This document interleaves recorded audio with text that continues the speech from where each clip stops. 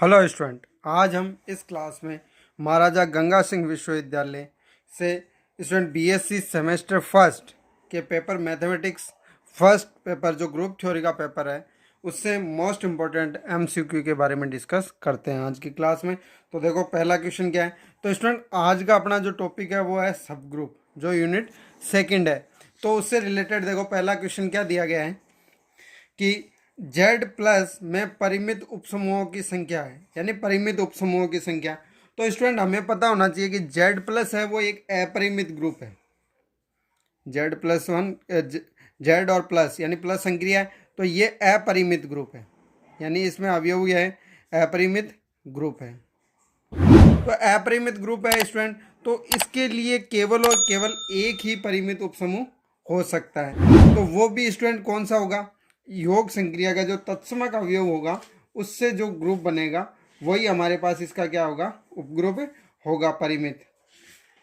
क्योंकि अपरिमित जो जितने भी स्टूडेंट हमारे पास ग्रुप होते हैं उनसे केवल और केवल एक ही अपरिमित परिमित उपसमूह बनता है।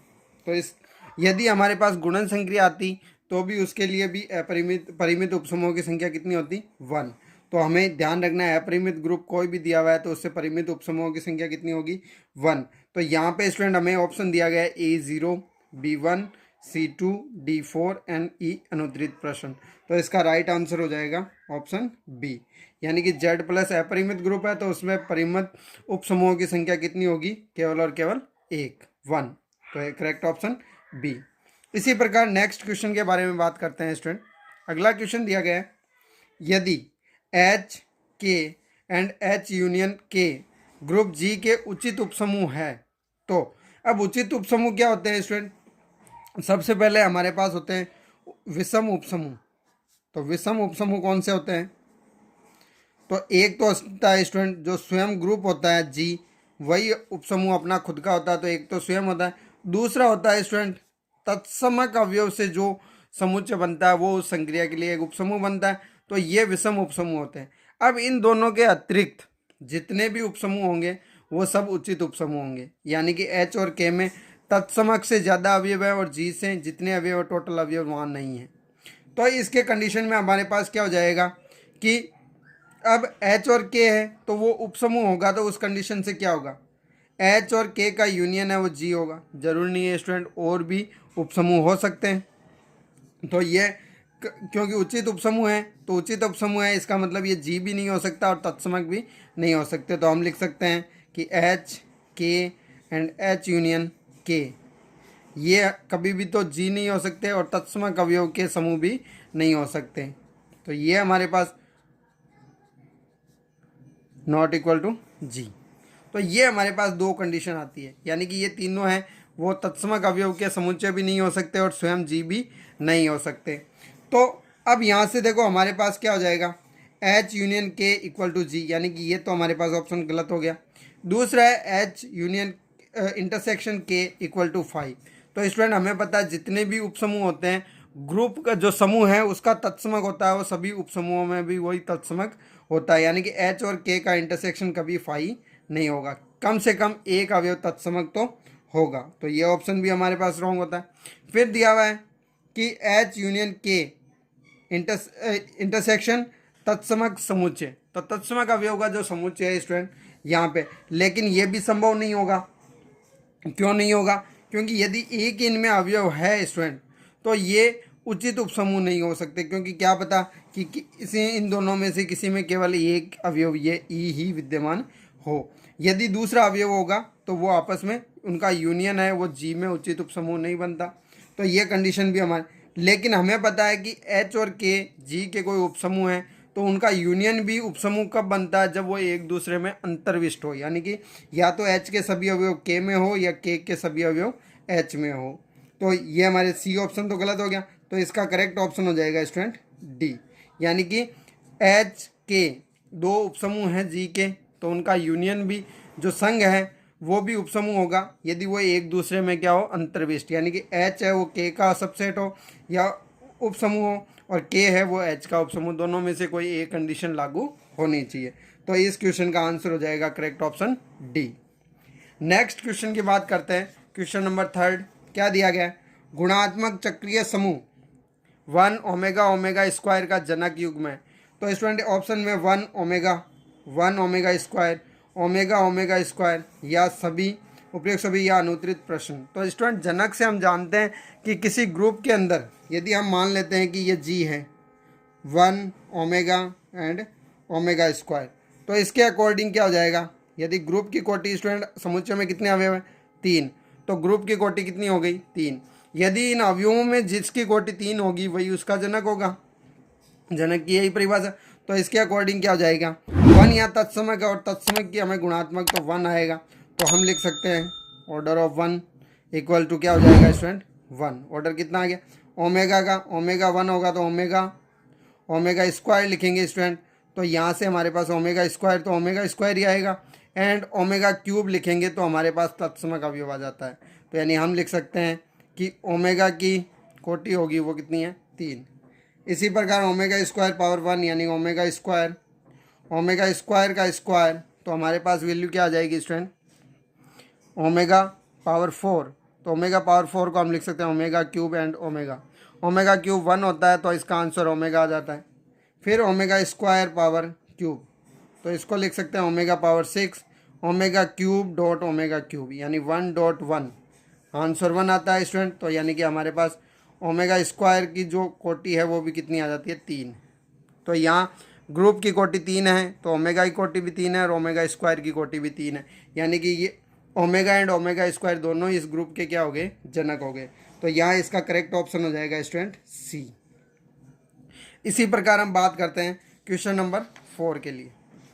क्वेश्चन नंबर 4 दिया गया है स्टूडेंट गुणात्मक ग्रुप जी स्टूडेंट देगा ए स्क्वायर, वैसे ही ए क्यूब, इस प्रकार के अवयव होंगे ए की पावर 10 इक्वल टू तत्समक अवयव के उपसमूहों की संख्या। अब स्टूडेंट यहाँ पे देखो उपसमूहों की संख्या, तो हमें देखना है कि ये किस प्रकार का ग्रुप, तो ये हमें दिया हुआ है स्टूडेंट एक चक्रीय ग्रुप जिसका जनक कौन है ए। तो इसके अलावा हमारे पास जनक कितने होंगे, और जितने जनक होते हैं उतने ही उसके उपसमूह संभव है। तो यहाँ पे देखो इसके अकॉर्डिंग हम बात करते हैं, तो स्टूडेंट इसमें कोटि कितनी है 10, तो इसके जनकों की कोटि होगी स्टूडेंट, तो यहाँ पे हम लेंगे कि चक्रीय समूह जी का जनक ए है, तो अन्य जनक, तो स्टूडेंट हम जानते हैं अन्य जनक एम है, जहाँ एम स्टूडेंट वैसे तो क्या होना चाहिए लेस देन 10, तथा एम 10 का क्या है स्टूडेंट सापेक्ष अभाज्य यानी रिलेटिव प्राइम नंबर है। सापेक्षिक अभाज्य मतलब यानी कि 10 के स्टूडेंट हमारे पास गुणनखंड होते हैं 2 × 5, तो ये किसी से कॉमन नहीं होने चाहिए, जैसे कि 1 तो हो ही नहीं सकता क्योंकि 1 का पावर तो जनक है खुद। फिर हमारे पास हो जाएगा स्टूडेंट 2, तो यहाँ से 2 के गुणनखंड 2 × 1 यानी कि ये इसका सापेक्षिक अभाज्य नहीं है। 3 का करेंगे स्टूडेंट 3 = 1 यानी कि यहाँ पे देखो कॉमन कुछ नहीं आ रहा, तो यहाँ पे हमारे पास क्या हो जाएगा एक 3 जनक आ जाएगा। नेक्स्ट m की वैल्यू 3 है। फिर स्टूडेंट 4, तो 4 के फैक्टर होंगे 2/2, तो यहाँ से 2 कॉमन आ रहा है तो यानी कि 4 भी नहीं होगा। 5 के लिए करेंगे 5 × 1, तो देखो 5 कॉमन आ रहा है तो ये भी नहीं होगा। इसी प्रकार 6 के लिए करेंगे, तो 6 के लिए क्या हो जाएगा 2 × 3, तो 2 कॉमन आ रहा है यानी कि 6 भी नहीं होगा। 7 के लिए तो 7 × 1 ये हमारे पास हो जाएगा। फिर इसी प्रकार 8 के लिए करेंगे तो 2 × 2 कॉमन आ रहा है स्टूडेंट फैक्टर 2, तो 8 भी नहीं होगा। फिर 9 के लिए बात करेंगे स्टूडेंट 3 × 3 कोई भी कॉमन नहीं है, तो हमारे पास क्या हो गया 3। तो यहाँ से स्टूडेंट तो हमारे पास जनक है, तो इसके जनक क्या हो गए जी के जनक, कुल जनक कितने हो गए स्टूडेंट ए हमारे पास पहले से जनक है, फिर ए की पावर क्यूब, ए की पावर 7 और ए की पावर 9 ये भी इसके जनक हो गए। तो यानी उपसमूह कितने जनक है 1 2 3 4, तो उपसमूहों की संख्या भी कितनी हो जाएगी स्टूडेंट 4। तो हमें ऑप्शन में दिया गया है 2, बी में 3, सी में 4, डी में 5 एंड ई अनुत्तरित, तो इसका करेक्ट ऑप्शन हो जाएगा 4। तो यानी कि 4 इसके जनक हैं, तो 4 जनक है चक्रीय ग्रुप के, तो इसके उपसमूहों की संख्या कितनी हो जाएगी स्टूडेंट 4। फिर बात करते हैं student next question number 5। Question number 5 दिया है गुणात्मक चक्रीय समूह 1 -1 आयोटा माइनस आयोटा का जनक युग्म ज्ञात कीजिए। तो सबसे पहले तो हम इसको मान लेते हैं कि हमें ग्रुप दिया गया जी 1 -1 आयोटा माइनस आयोटा। तो स्टूडेंट इसकी कोटि कितनी हो गई? वो कोटि हो गई हमारे पास 4, क्योंकि इस समुच्चय में अवयव 4 है।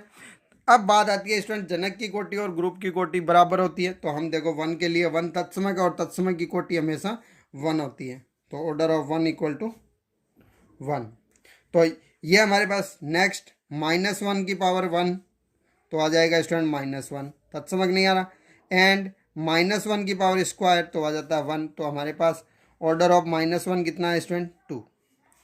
फिर आयोटा की पावर 1 आयोटा, आयोटा की पावर स्क्वायर -1, आयोटा क्यूब ये आ जाएगा माइनस आयोटा, एंड आयोटा की पावर 4 इक्वल टू 1। तो यहाँ से हमारे पास क्या हो जाएगा? Order of iota equal to 4, क्योंकि 4 स्टूडेंट इसकी कोटि आ रही है, क्योंकि आयोटा 4 है वो 1 होता है। इसी प्रकार माइनस आयोटा की पावर 1 माइनस आयोटा का स्क्वायर तो ये आ जाएगा स्टूडेंट माइनस माइनस तो स्क्वायर तो -1। फिर स्टूडेंट आयोटा माइनस का क्यूब तो हमारे पास आएगा माइनस, और यहाँ से हमारे पास माइनस यानी प्लस का आयोटा, एंड माइनस आयोटा की पावर 4 होगी स्टूडेंट। तो यहाँ से हमारे पास हो जाएगा आयोटा की पावर 4 यानी कि 1। तो order of minus iota equal to 4।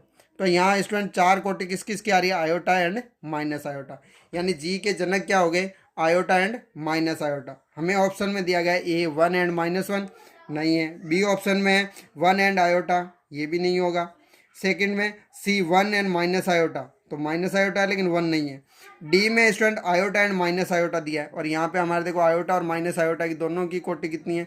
4, यानी कि इसका करेक्ट ऑप्शन हो जाएगा डी। तो इस प्रकार हम इसे इजीली सॉल्व कर सकते हैं। तो ये थे स्टूडेंट आज ग्रुप थ्योरी के यूनिट सेकंड उपसमूह से रिलेटेड कुछ मोस्ट इंपॉर्टेंट क्वेश्चंस। तो आपको किस प्रकार लगे? यदि कोई क्वेश्चन में डाउट है तो आप कमेंट बॉक्स में जाके कमेंट कीजिए, और कलेक्शन कैसा लगा है स्टूडेंट क्वेश्चनों का तो आप कमेंट बॉक्स में जाके कमेंट कीजिए। इसी के साथ मिलते हैं नेक्स्ट क्वेश्चनों के साथ अगली क्लास में, तब तक आप पढ़ते रहिए। Thank you.